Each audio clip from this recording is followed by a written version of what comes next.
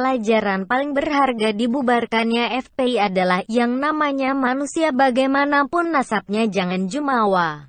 Manusia itu makhluk yang lemah meskipun syahwatnya sering menggebu-gebu. Dan yang pasti juga jangan merasa paling benar dan merasa sok bisa mengatur. Apalagi sok pemegang kunci surga. Dari namanya saja FPI ini terlalu pede menyebut dirinya pembela Islam. Lalu kini tak ingin malu, kemudian menggantinya dengan Front Persatuan Islam. Bagaimana orang-orang dungu bisa mempersatukan Islam? Bagaimana orang-orang yang arogan dan lantang teriak lonte bisa mempersatukan Islam? Bagaimana bisa orang-orang yang suka sweeping warung makan dan Natalan serta gemar demo bisa mempersatukan Islam? Dan bagaimana bisa mewujudkan revolusi akhlak kalau gemar chat porno? Atau gemar becek-becek basah. Sungguh, mereka ini hanya gerombolan yang sedang mencari makan dengan jargon-jargon agama.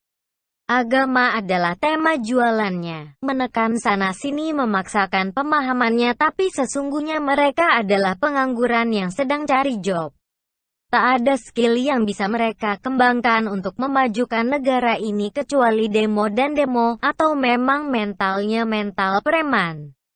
Dengan jubah agama jiwa bajingannya itu bisa ditutupi agar bisa meraup pengikut yang banyak.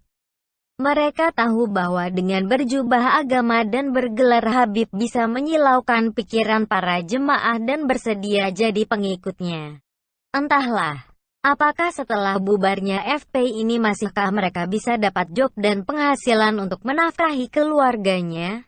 Apalagi tuntutan ekonomi terus melambung. Meskipun sering berkata ada Allah yang selalu memberi rezeki, namun keinginan hidup berlebih dan mewah selalu diimpikan. Kalau melihat kondisi seperti ini, para bohir FPI sepertinya sudah mau cuci tangan. Dan apakah Rizik akan buka mulut tentang siapa saja yang selama ini membakupnya? Sehingga bisa eksis.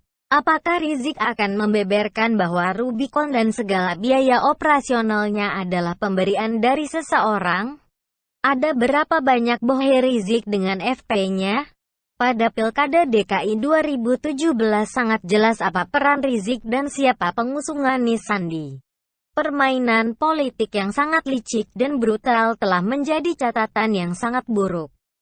Kezoliman atas nama agama pun sangat jelas dipertontonkan. Dan kita pun menyaksikan apa yang terjadi setelah Ahok dijatuhkan dengan cara-cara licik itu. Rizik yang pernah berdoa dengan doa yang sangat keji kepada para pendukung Ahok nampaknya kembali kepadanya. Rizik benar-benar sudah seperti kodok yang tak bisa lagi lari dari panci rebusan. Ia panik dan tak bisa lagi berbuat apa-apa. Hanya saja sang bohir yang terkenal licik itu sepertinya mulai menyusun kekuatan yang sangat berbahaya. Apakah kekuatan lintas negara sekelas Taliban akan menjadi kekuatan baru yang sangat lebih berbahaya dari FPI? Bukankah ISIS dan yang seideologi dengan mereka ini adalah para monster yang gemar penggal kepala? Ataukah si bohir akan melibatkan CIA atau intelijen negara luar secara intens? Demi bisa menguasai lebih banyak lagi sumber daya alam yang masih sangat melimpah di negeri ini. Tentu kita ingat bagaimana negara Suriah bisa dibombardir dengan pasukan-pasukan takfiri atau pasukan yang seideologi dengan ISIS. Mereka itu bukan rakyat Suriah, tapi orang-orang yang didatangkan dari luar. Maka, jika si bohir itu nekat melakukan hal-hal yang sangat membahayakan keutuhan negara ini, tentu saja TNI dan semua elemen masyarakat harus bersatu.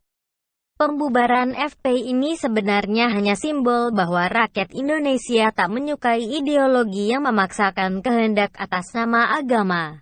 Sebagian besar rakyat Indonesia sangat senang dibubarkannya FPI.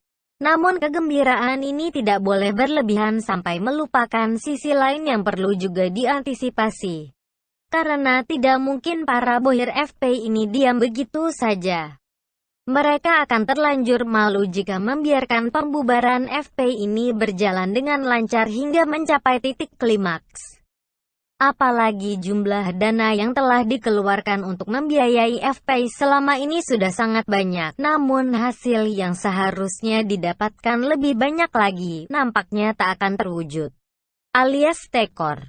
Mereka tak akan menerima kerugian begitu saja. Mungkin kita akan memasuki babak yang lebih berat lagi. Dan mungkin Jokowi pun sudah menyiapkan langkah-langkah antisipasi. Termasuk bagaimana nanti menghadapi serangan dari luar. Cukup Suriah menjadi pelajaran. Dan sebagai Menteri Pertahanan semoga Pak Prabowo menjalankan tugasnya dengan sebaik-baiknya. Sebagai bukti bahwa Prabowo sangat mencintai negara ini.